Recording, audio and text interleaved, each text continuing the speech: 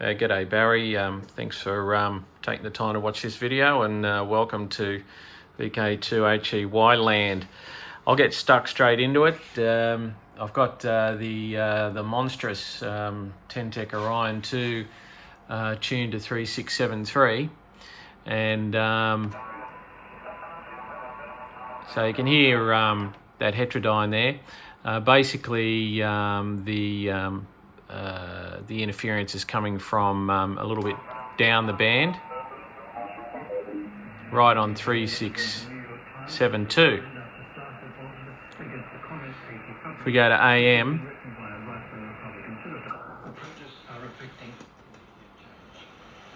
in common with 1848, 1968, 1989 and 2011, 2020 is already being celebrated as a year of revolt.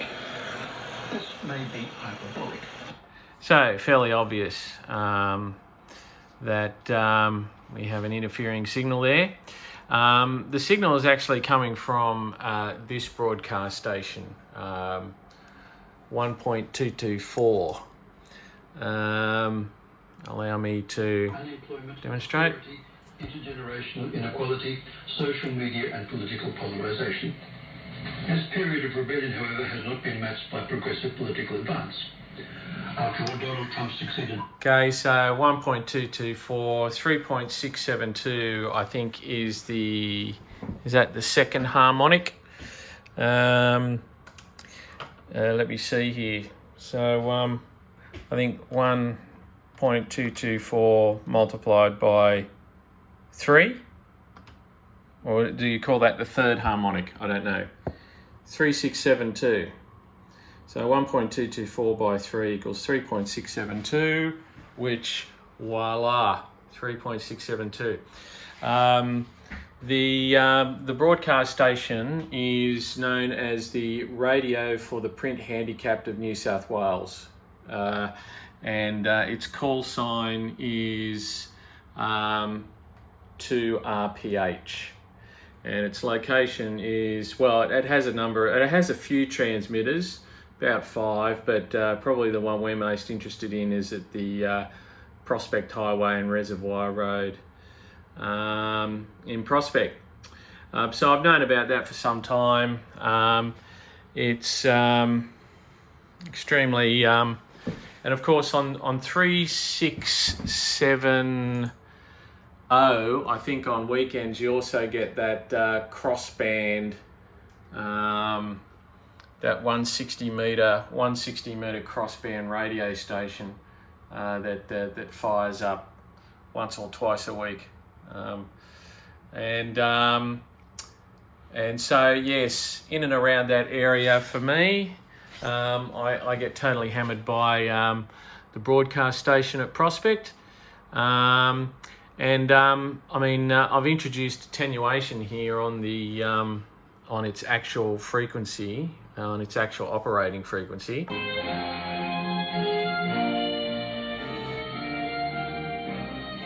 So music.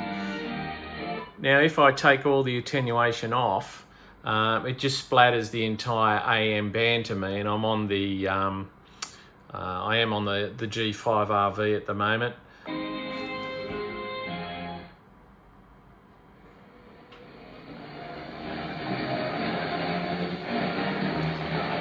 You just hear it breaking through there.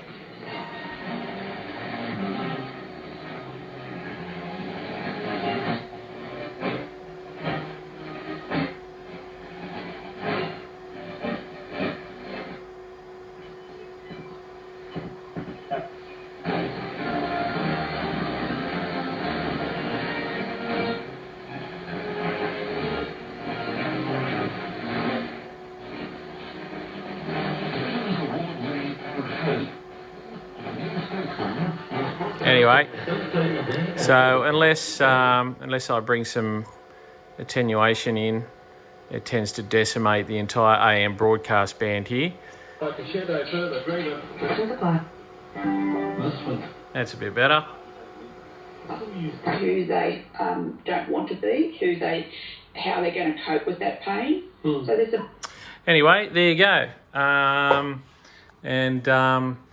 I'm not sure what to do about it. I'll just give you a quick rundown of the station. Obviously, this is a new addition. It seems to be working very well. The only real problem with it that I've discovered so far is that it's got a slightly loose mic connector. Now, it's as I think you're fairly well. I think you know already that they're pretty easy to take the covers off this radio and actually pull the front panel away.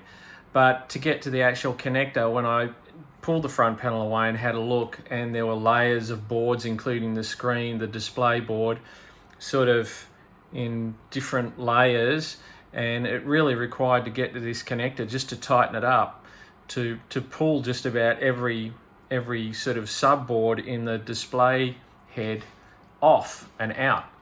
And I had to think about that, and I thought, well, I think I can understand why the previous owner didn't do it. They probably just went, look, I think I can live with this slightly loose microphone connector and just look after it. So that's all I'm doing, and I put the radio back together.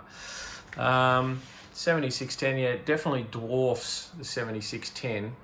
Makes the 7610 look like a 7300 or the 9700 there.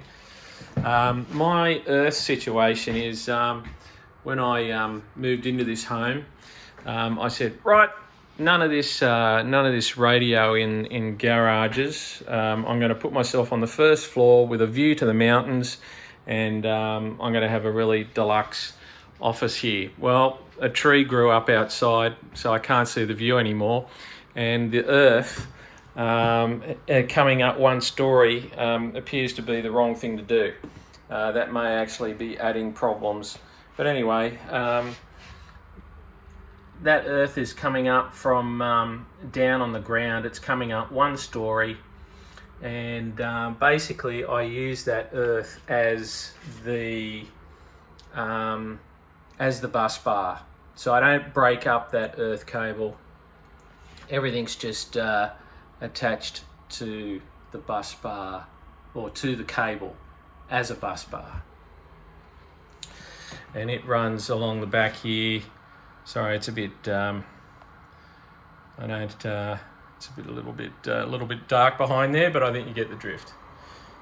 So you can see the earth cable running along as a bus bar behind the equipment, and then down one level.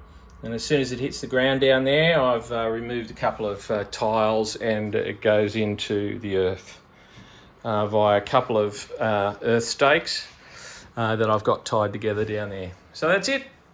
Thanks for watching. I don't know what to do about this broadcast interference and on its, third harmonic. Apart from that, look, I'll tell you what, just before you go, the problem seems to be more prevalent on the Ten-Tech than the 7610. I'll just take the 7610 to there. 3672.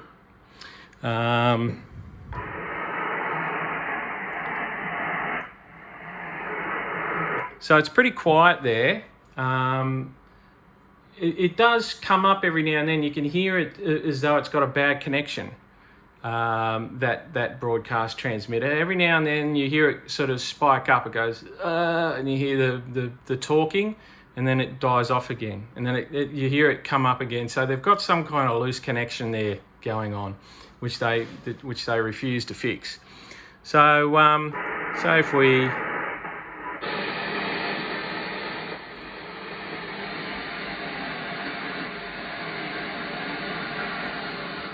So it's barely perceptible there on the 7610. If we now switch to the Ten-Tech. No, you didn't want me. I know you didn't before, dear.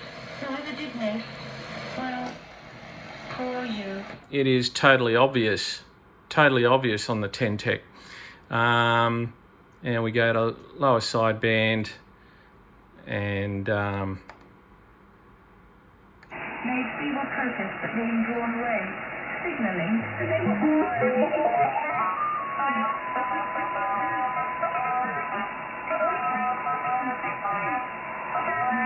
Okay, even if I bring in some RF gain, I think that was suggested the other night. Hang on. Whoa.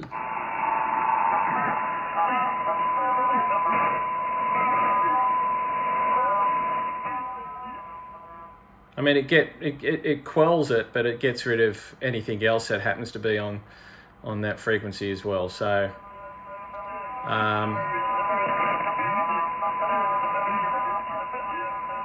basically, the only way to get around it is go to the 7610.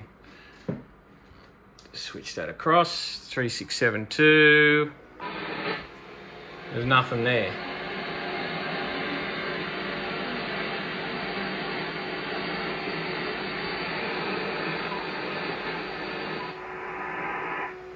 You can just hear the heterodyne.